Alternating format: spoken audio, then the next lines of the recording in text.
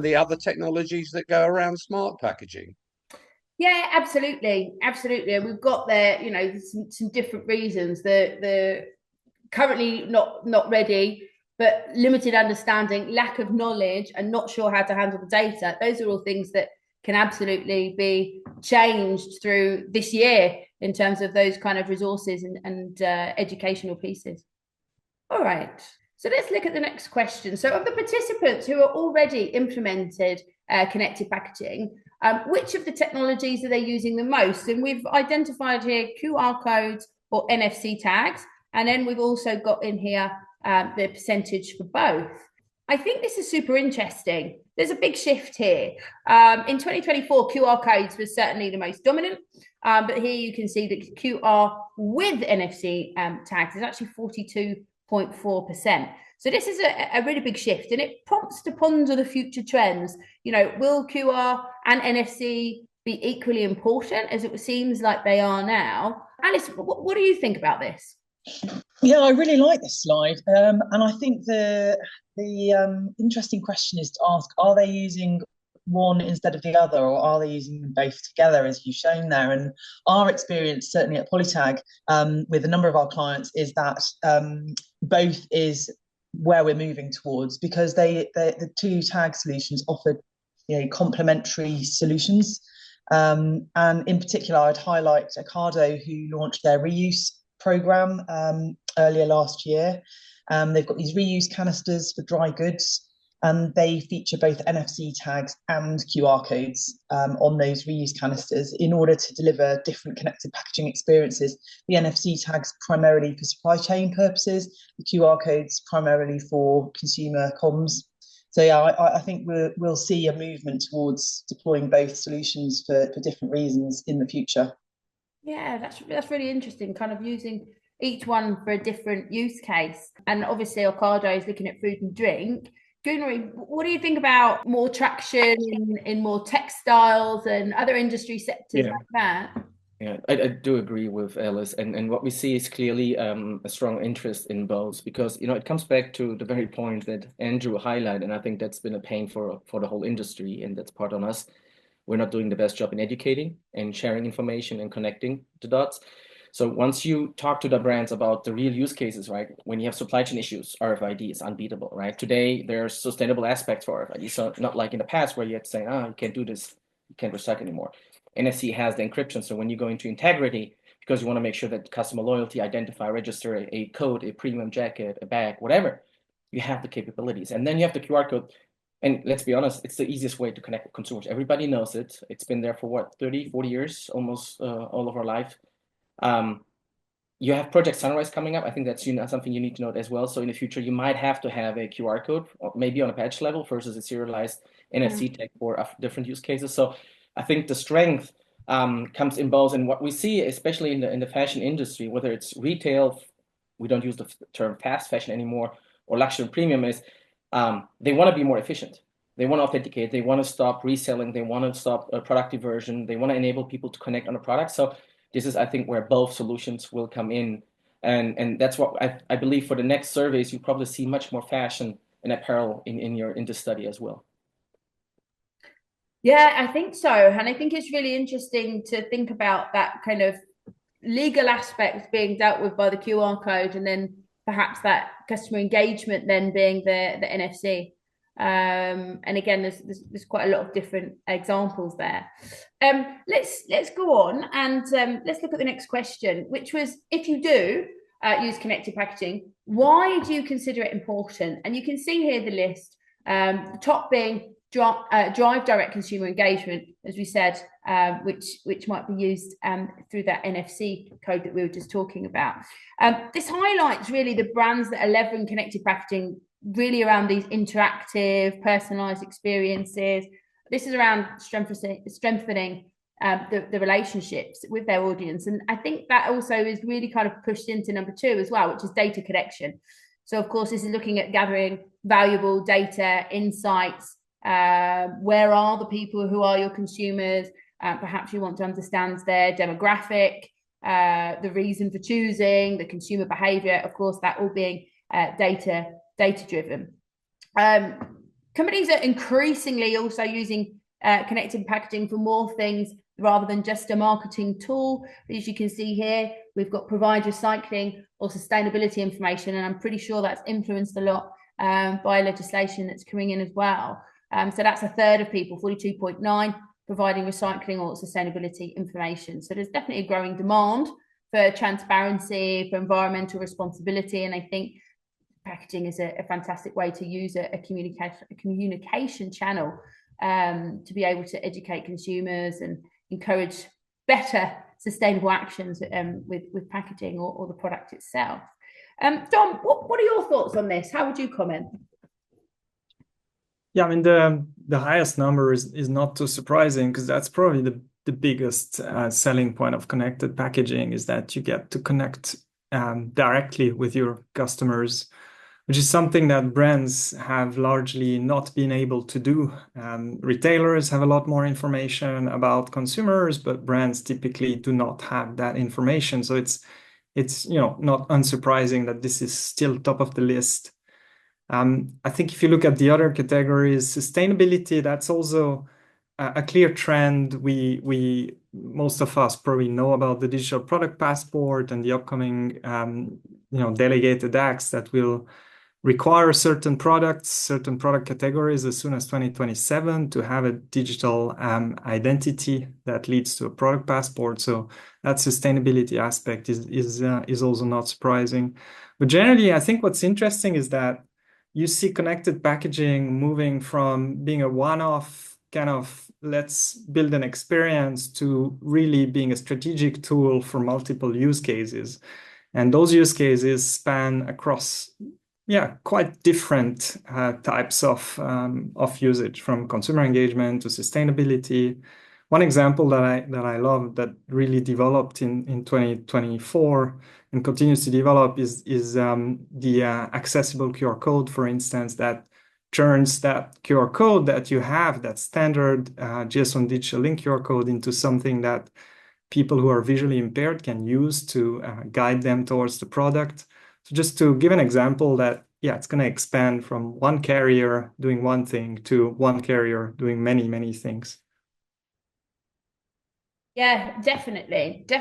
And I think that also, the compliance and regulations kind of helps to push a reason, but then your secondary thought then might be, well, as if I have a consumer who's going to scan anyway, then I have that opportunity to enhance that experience.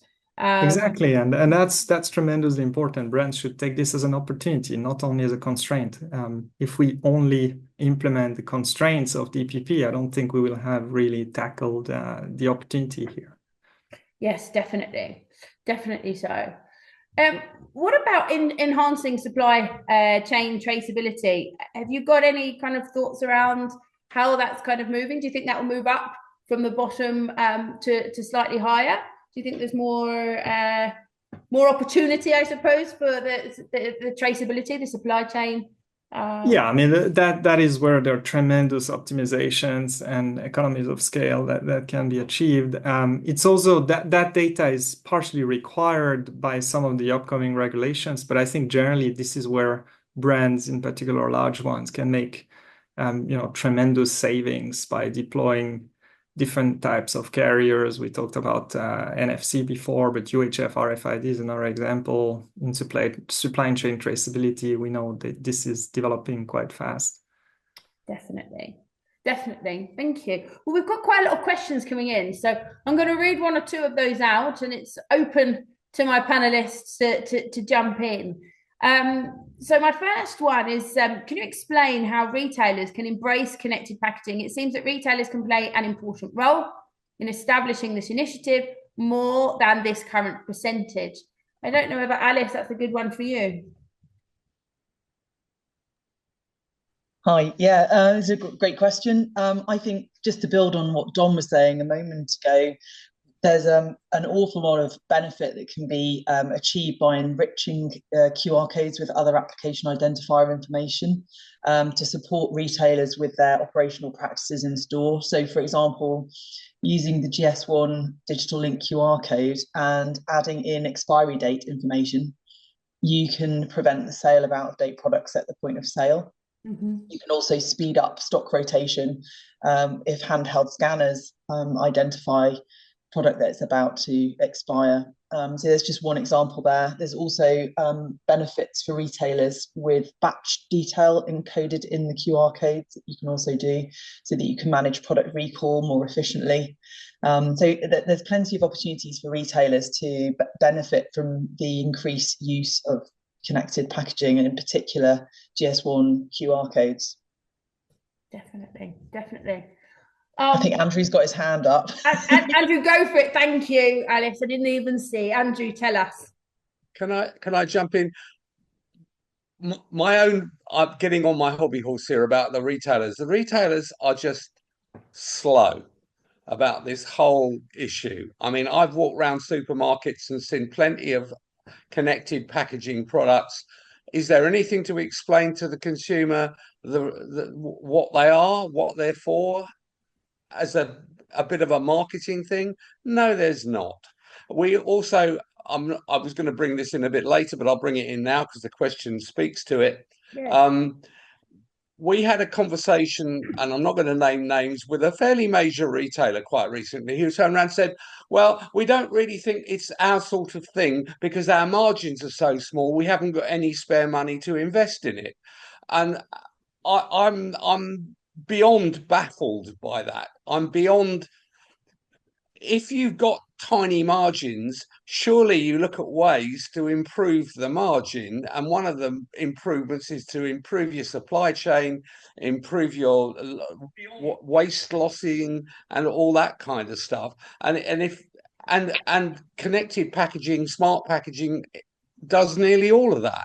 So why wouldn't you at least have a look at it and see what it can do for you to improve that tiny margin that stops you from doing anything innovative? I'll get off my hobby horse now. Hobby horse indeed.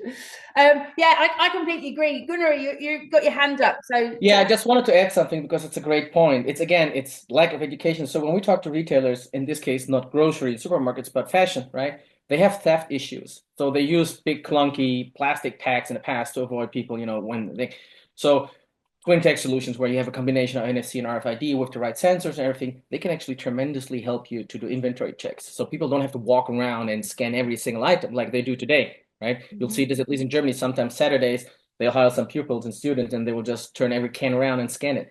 So with these technologies, inventory management, theft protection, because the same label can be used as an alarm for, say, or just self-checkout, right? Speaking about Andrew's point again, if you have little margins, this is one way where consumers, just like in an Apple store, where you can scan an item and leave.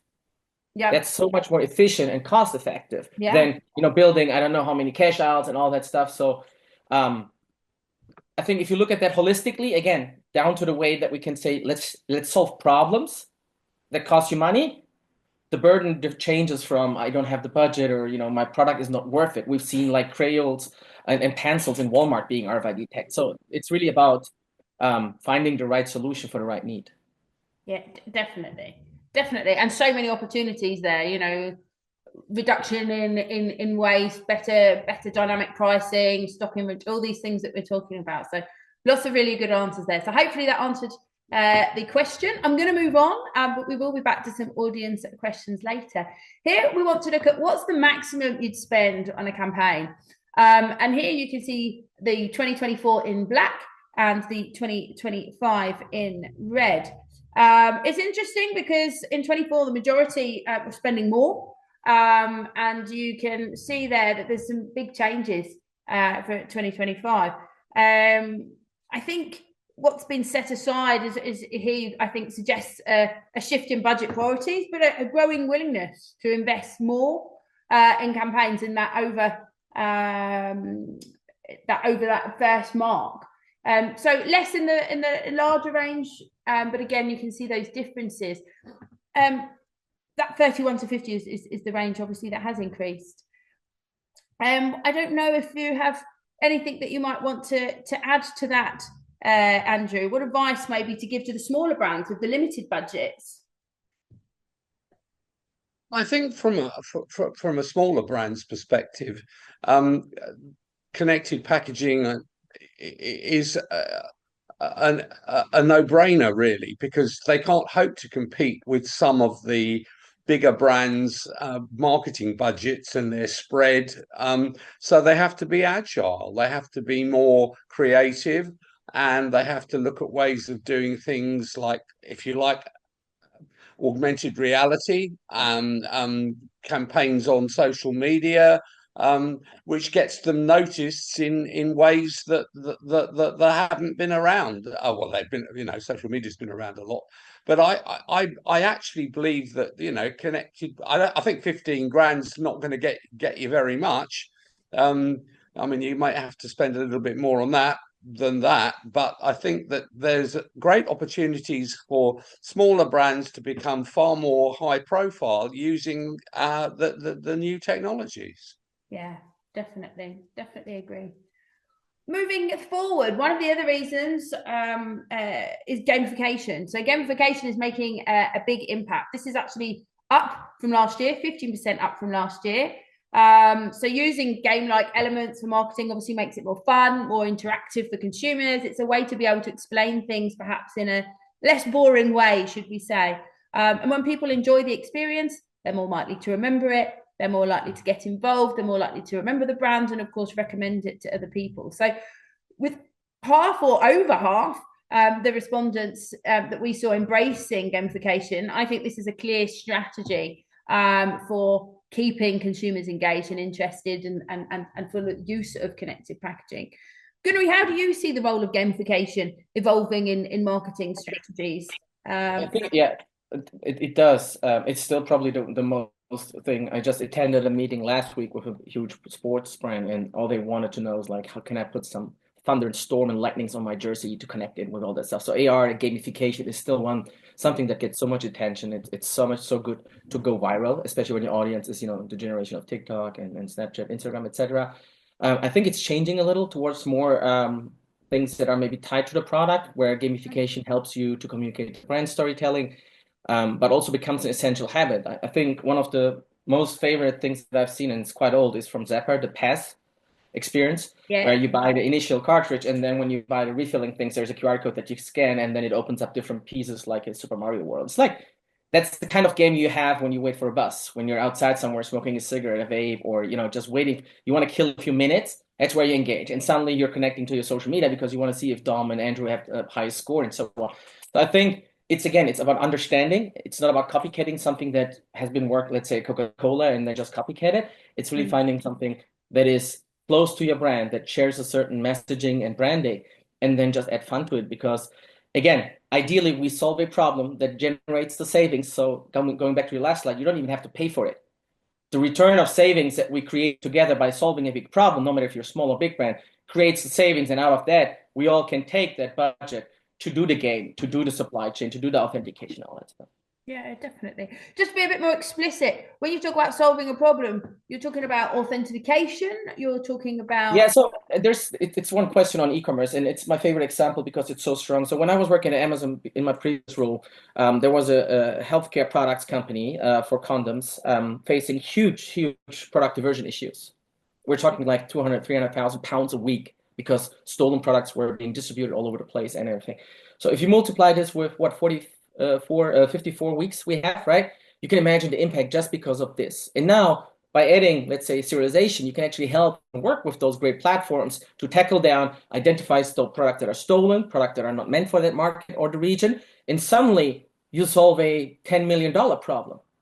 And I can assure you, then nobody will going to argue with you about the next 50K for gamification or the tagging. So again, I think it's understanding, putting an effort to solve problems, which is not easy, as we all know.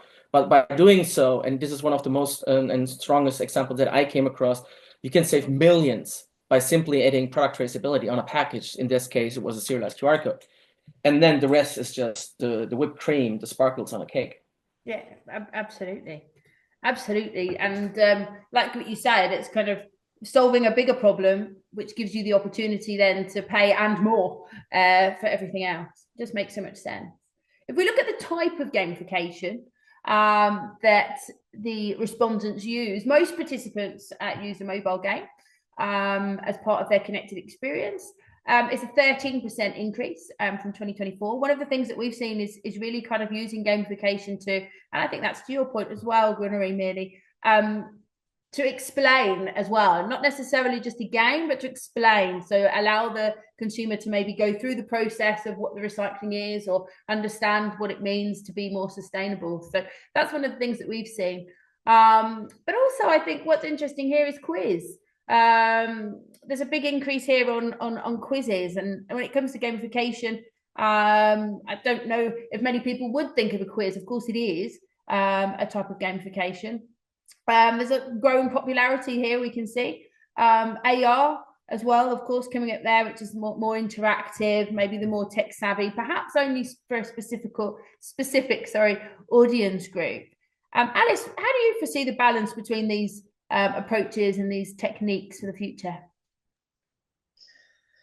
I think the key point, I mean, Dom made it earlier actually, is that you have to start thinking about connected packaging. And in Polytag's case, we primarily focus on GS1 compliant QR codes. You have to think about it as like a strategic addition to your packaging.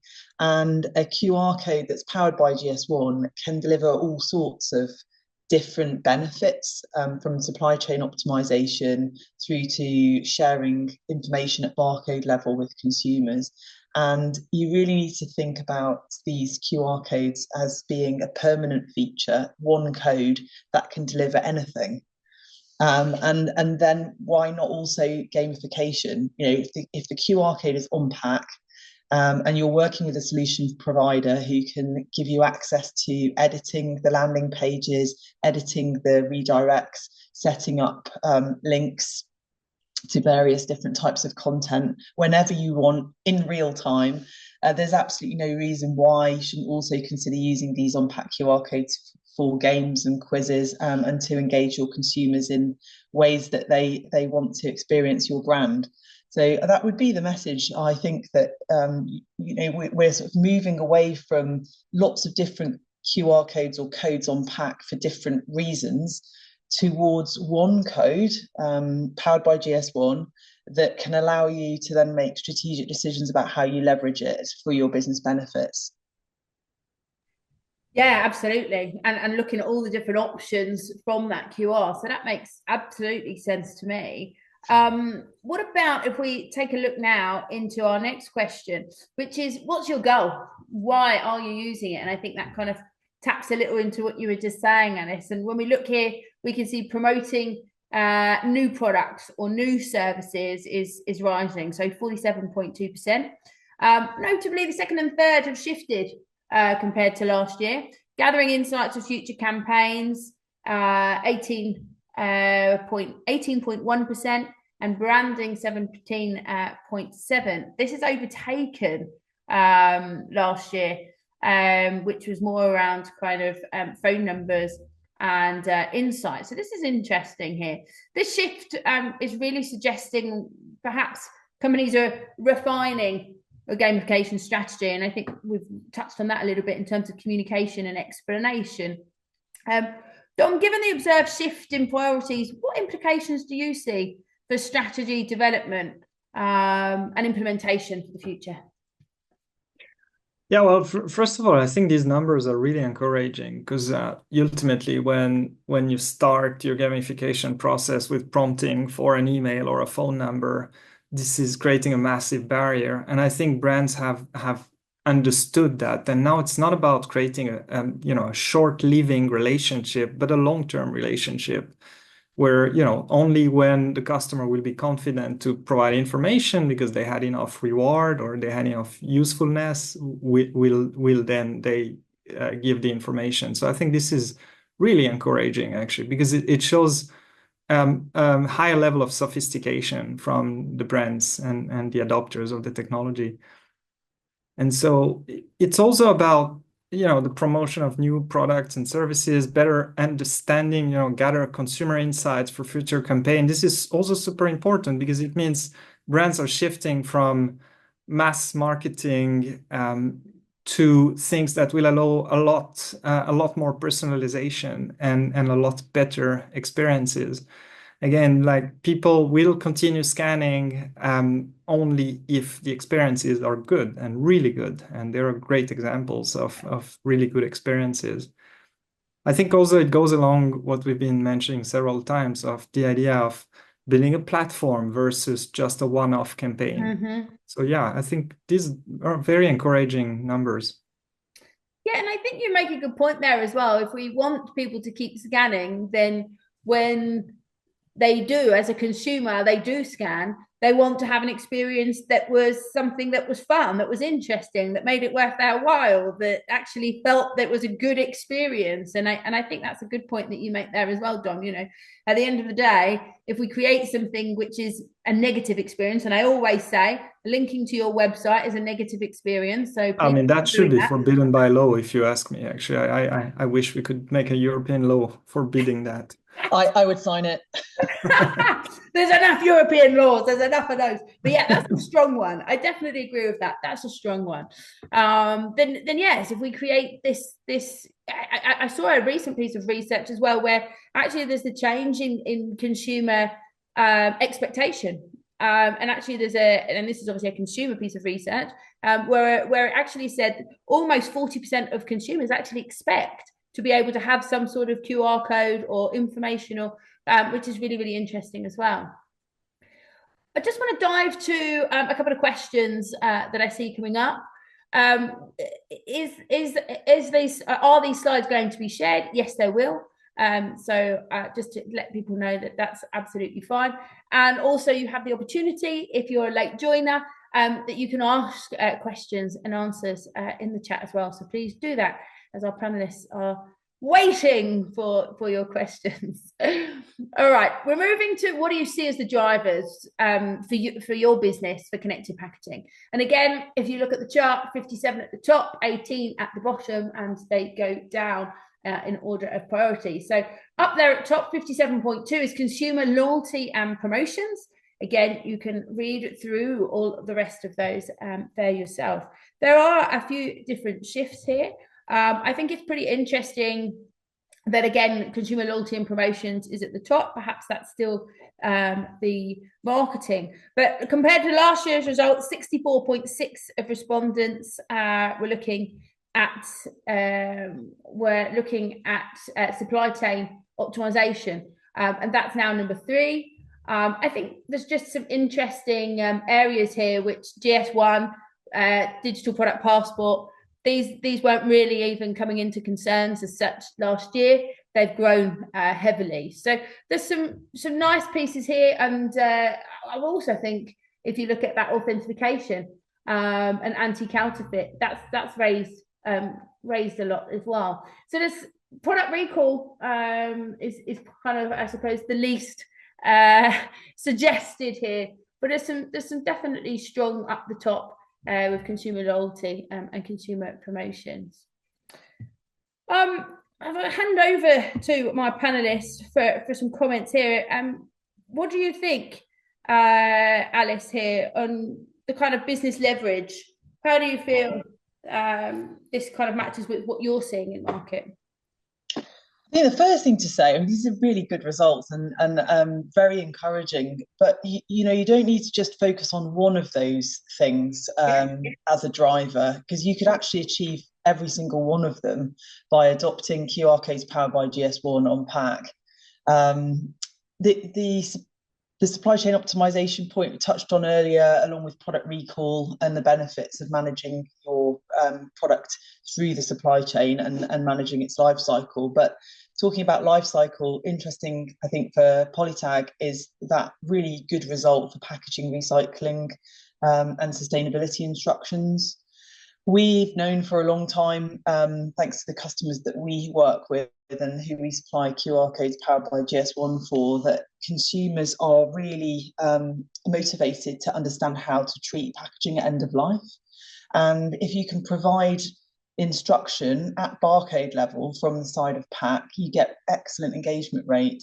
And so just starting with one of those points as a driver for adopting connected packaging is a sensible place to start. Why not with sustainability, which we know is an increasing concern for consumers? Yeah. And we've seen really good engagement rates with recycling instructions behind QR codes on difficult to recycle packaging formats like aerosols, for example, where consumers genuinely want to know the right thing and how to handle the packaging. And so those brands that have adopted QR codes powered by GS1 for one of those reasons are now starting to realise that, yes, it ticks that box, but that single code can also deliver all of these other drivers here on your slide. So a super encouraging set of results. Start somewhere and you can build and achieve all those benefits that you've got mentioned on your slide there, Jenny. Definitely. I should probably mention, because somebody said, how can you have 57 and 51%? People were asked to choose 3 elements. So it's of the 3, because what we've found, of course, is that you might have customer loyalties and promotion as your main element, but you might also be wanting to have compliance with digital link, for example, so the GS1. So just so for anyone who didn't follow or didn't answer the survey, and if that's the case, well, upsetting, hope you answer it next time, but this was actually a multiple choice, so you could choose the top 3. All right, so if we move on, what is the level of interest in serialized QR codes? And I think this is super interesting. You can see here there is a red for 2025, so there's a color-coded guide here for you. And when it comes to serialized QR codes, you can see 66.1% showing significant interest, closely followed by those with a high level of interest. This is one being no interest at all. So level 5 is the expression of strong interest. So again, we see an increase there in number 4. So again, 5th being super extreme interest, 1 being not very much interest at all. So that I think is pretty interesting. Dom, I'm going to move to you for this one. What's your comments on this stat?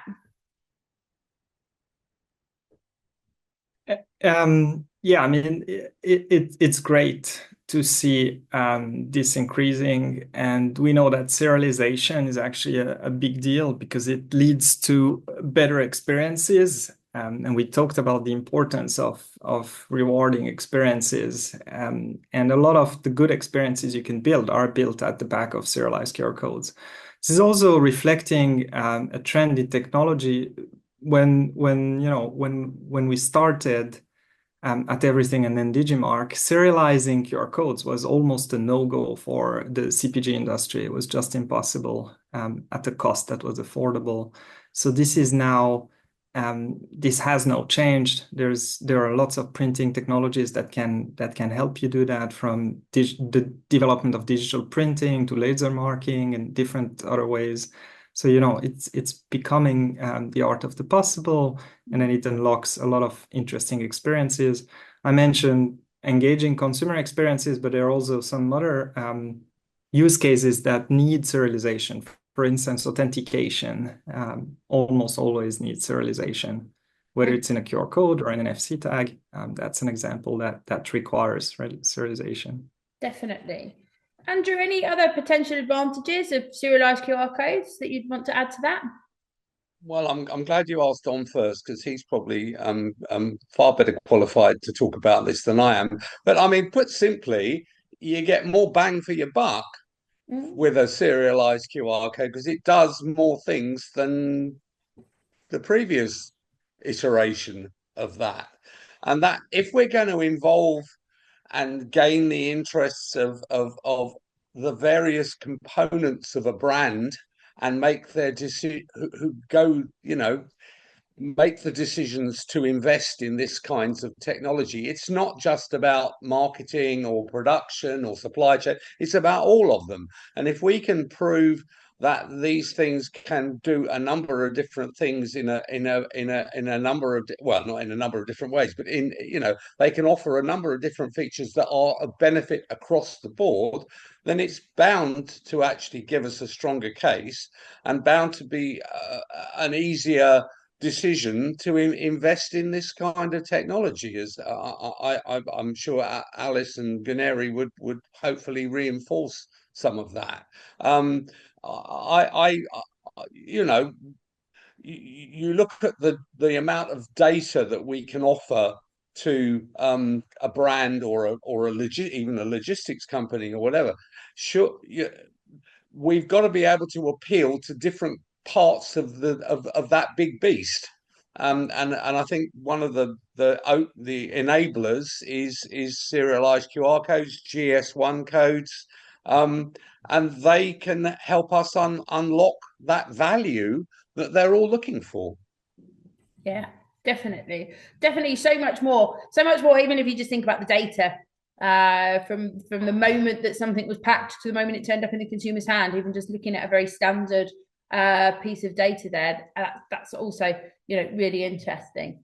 Are you planning a connected packaging campaign in 2025? 76.7 say yes. Again, the sustained interest highlights obviously positively for those people those consumers, those brands. This, I think, really is kind of really highlighting the effectiveness, because if we've had people who have been doing this in 23, 24, again in 25, then again, I think this is something where we are really kind of seeing the effectiveness of the past campaigns. So really wanting to engage consumers again, driving further advancements. I think as we talk about QR codes, we talk about GS1. Personally, I can only see this growing. But Dom, what do you think? Yeah, I think we're seeing a number of factors contributing to that massive yes, and we mentioned many of them. I think one of the first ones, and Appetite Creative has been at the forefront of showing that, for instance, is better ROI than digital campaigns. You know, it's kind of a no-brainer, and that's the one I would put first. Then we also have technology evolution. Just the fact that our phones can read QR codes and can read NFC tags or even digital watermarks and other carriers is something that just wasn't possible a few years ago. So that has been game changing. Talked about, you know, the increase of the capability of printing these QR codes, yet alone serialized QR codes. That's now a possibility. We also talked about, and this is a topic that's very close to my heart, having launched and then co-chaired the digital link standard for its entire existence, is just the standardization of this field is helping tremendously, and it's helping, for instance, to de-risk investments for brands. And I think that's tremendously important, because now, as Alice was mentioning, you can deploy things like QR codes powered by GS1. That's QR codes that have GS1 digital links inside. And that allows you to de-risk in the sense of you can deploy that code and have several use cases, but also you can switch from one vendor to another. You own this code. If you do it right and you have your domain in this code, you can literally switch overnight from one vendor to another. So the whole de-risking, I think, is very important. And finally, it's also education. I mean, when I started my career, the QR code was really a swear word. Every brand we talked to, we're like, no, we're never going to put a QR code on pack because QR codes are ugly and no one knows what to do with them. The world has gone really a long way, and now people understand. So there's a real understanding of the technology by consumers, which explains that massive yes. Definitely. And probably we now come to my favorite slide. And this is really kind of looking at the importance. And in 2024, just to put some context here, there was 80.4% of our respondents believed that connected packaging would become increasingly important to the packaging industry in the coming year ahead. We asked that question again, of course, this year, and this has grown even further, reaching, I feel, a very impressive 88.8%. This definitely reinforces, I believe, the rising significance and adoption right across the industry. This year, the key benefits, you can see here the reasons for the rising importance. They continue to evolve. There's a strong focus on enhancing consumer relationships, where we can see enhancing data-driven decisions, which of course we also kind of is in line with what we were looking at before. Top advantages include customer loyalty, again, a very, very strong reason that we heard in previous questions as well. So customer loyalty, personalization, again, that leans into the serialized QR code as well. Of course, it's much easier to be able to do that with serialized QR codes. And really, these benefits, I think, highlight how businesses are really leveraging connected packaging as a tool for engagement, but also a strategic asset. And I think, again, that's something that we've kind of touched on. This is more about a platform. I think that was you, John, that said that, and Alice, you talked about it being a strategy. And Gunnery, you know, I heard you say this isn't really just a campaign. So that I believe that this change, from my point of view at least, shows a strategic asset as long-term growth, long-term innovation. Gunnery, how do you feel? Are you aligned with that? What do you think? Yeah, I would even say the number is going to be higher for connected products in general, not only for the packaging part and with the focus on the CPG, because what we see is, first of all, I think that's something that we didn't mention enough. Like the data you get through serialization or personalization and connected products is first-hand data. You don't have to buy by Apple, Google, Meta, and everyone who ever had to deal with them buying data from them knows how fun that is. So this is your data. This is the customer sharing openly with you on whatever level you engage with them. So that's the $1 million opportunity for marketing. The second thing is also, you mentioned, we're past the one-offs. Like this is really about building loyalty. There's some stats on the integrity conversation that I had lastly, like 50% of Gen Z in Europe think it's okay to buy fake products. Yeah. Right? That's your audience of tomorrow. Yeah. Maybe today, maybe tomorrow, maybe next year. So there's a whole generation growing up that is super tech savvy, you know, in the time of TikTok, Snapchat, everything is quick, everything is on demand, everything is transparent. And they grow up with the perception that the craftsmanship, the quality, everything you do, the ingredients, whether it's food or the bag or shoes, whatever, might not be worth the price you ask for it. So engaging with them, building, and I like the first one, encouraging and building customer loyalty through this. So when I buy a jacket and there's a lifetime warranty, which a lot of the brands like Canada Goose, Moose Knuckles, I think Patagonia offer, you don't need to look for the receipt. You don't need to look where did you buy it, when, and all that stuff. It's a nightmare for consumers. It's not convenient. Now I scan it, it's serialized, and in my account as a consumer, I can immediately say, this is the jacket that I want to send back for repair. Boom, great experience. That's how it should be. So I think that's something we're gonna see more, not only for the fashion, but also in the food place, where you really want to create, let's say, subscription service and all that stuff. There's so much that is left out from the brands where somebody else is making the money. Yeah. That they can control on a much more convenient way. Because if I buy a, let's say, Milka chocolate, I grew up with it, there's trust that I give it. The reputation, the branding is so much stronger in that case for the brand than for a platform, maybe, right? And then you can now utilize it with subscription services and all these stuff merge, etc. So I think if you look at these, this is very positive to see, and you can see that from a marketing perspective, it just becomes finally the relevant spot it should have always been having. And you know, when you look at gamification, that's all the nice things on it, but really encouraging, building loyalty programs and everything. I think these are great numbers, very confirmative to what we do. Absolutely, absolutely, and that data is so relevant to being able to know in real time as well. You know, it's one thing to do a market research study and get the results back a year later of a panel, or maybe 6 months. You know, this is actually real time data. Just to add on that. But of course, it's not all roses. There are, of course, some challenges. As connected packaging adoption continues to grow, well, of course, there are going to be some challenges. And here we can see some of those. And the biggest concern when you look at this slide is cost and complexity, I think, really is kind of up there. And you can see, again, 2025 using the same. So 2025 is the red. 2024 is last year in the black. So 42% citing as the barrier being too expensive or too complex. And that's almost double last year's figure. You can see there the 21.4, the 42%. So I think that highlights the better need for support in implementation, perhaps affordability, maybe more around education as well. At the same time, skepticism about consumer engagement is actually decreasing. And so that's good. While 31.2% still feel consumers don't use it, this is actually a significant drop because it was 60% last year. So that's, again, a drop of almost 50%. So that really is kind of, again, in line with the fact that adoption is rising, and the value is becoming clearer to brands. Additionally, fewer respondents now see it as a passing fad. So that's less people now see it as a passing fad. So that's interesting as well. As you can see, they're 23.2 and now only 13.4. So reinforcing its long-term potential and growing industry trust, from my opinion. Andrew, what do you think? I knew you were going to ask me.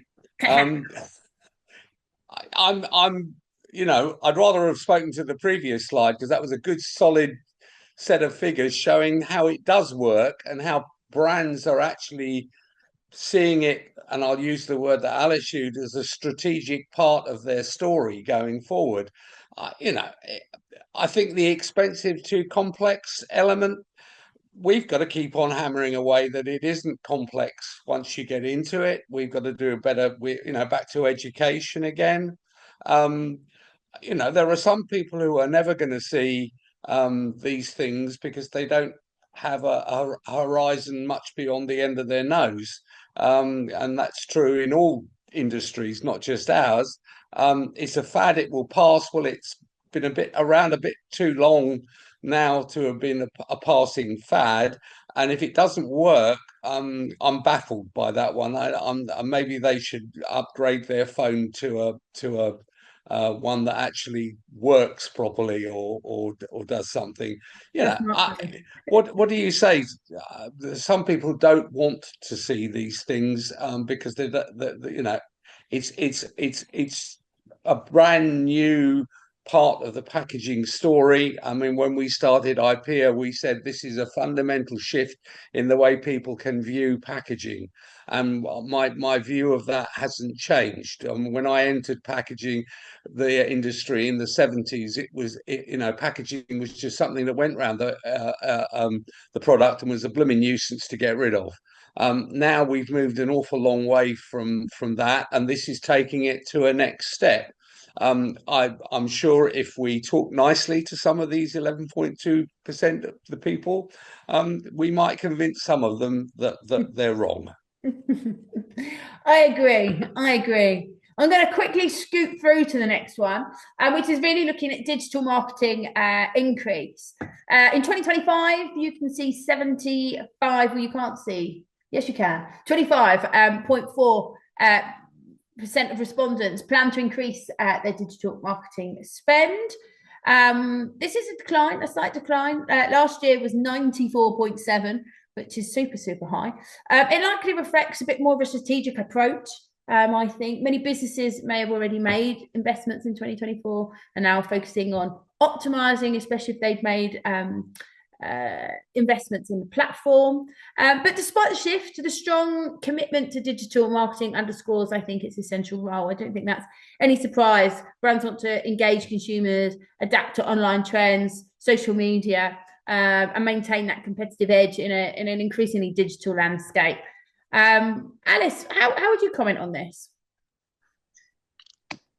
I would say that with the adoption of GS1 QR codes, digital link QR codes, you're not going to need to think about this as a marketing budget any longer. Mm-hmm. The adoption of digital link QR codes powered by GS1 actually allow marketing teams to piggyback on top of many other teams' spend. So supply chain guys are going to be investing in these QR codes powered by GS1. Customer data teams are going to want to invest in QR codes powered by GS1. Sustainability and recycling and packaging teams are going to want to invest in these QR codes as well. And so we're actually potentially moving into a really interesting space where the spend for digital marketing on connected packaging could be shared across many other teams in businesses. And that's certainly something that we're seeing at Polytag and QR Squared, We've got lots of conversations happening across businesses who are looking at these QR codes powered by GS1 for all sorts of different reasons. And the digital marketing guys are like, oh, well, we might as well leverage your spend and, Why not? and make the most of these on-pack QR codes. And so I would strongly urge any digital marketing teams who are concerned about their spend and looking at budgets to go and speak to other teams within the wider business and find out where they could benefit from the adoption of QR codes powered by GS1 and just leverage the spend that's happening elsewhere in other silos. I think it's a great point. And again, it's about that change in mind shift as well. If you're thinking beyond a one-off campaign, then actually this is a platform which is always going to be on. GS1 adoption of QR codes is something that's going to be on your packaging for a long time. How important will connected packaging be to your business in 2025? Again, 10 being very, very, very important, and 1 being not very important at all. So you can see already most respondents indicating that the level of connected packaging will have a significant level of importance to their business. And obviously 5 being the middle ground, you can see, of course, 62% or more is on that side there, demonstrating a strong level of interest and relevance. And I don't think that's any much surprise. But compared to last year, the responses are pretty much similar. The responses may heavily skewed towards the higher importance. Notably, while the respondents selected 8 has actually increased to 19.8%. There is a slight decrease in those selecting 9 and 10, but it's very strong in my opinion. I'm going to open up, as this is our coming up to the o'clock hour. Is there anything specific on this question or anything else that we've revealed through the results that you'd like to mention? And I'm going to go around to each of you so you can think about it. But Gunnar, I'm going to pick on you first, either on this particular question around the importance or actually in general, and people can download the report there now. Is there anything that you'd like to mention, takeaway points? Yeah, I think I would rather go with the general thing. I think this is due to the history of connected packaging and the drive through CPG. A lot of probably CPG people have voted on the numbers here. If you would have added more apparel people with DPP kicking in 2026, 2027, and considering they already produce goods for the next 18, 24 months, the numbers would be probably much different. So I think it's here to stay. I think it's obvious when you look at the numbers, we all still need to do a better job in educating and sharing and consulting. And quite frankly, you see a lot of great salespeople at the events, but they sell something. They don't really consult the companies. And yes, it takes more effort. It still gives you the risk that you don't sign a deal and all that stuff. But to me, it's again, very obvious that lack of knowledge, lack of understanding, and we need to make it more accessible. And what we see is you might start with legal, they pull in supply chain, they pull in compliance, they pull in marketing, and suddenly you have 4 teams that will go to management and say, we need this because the savings are $10 million.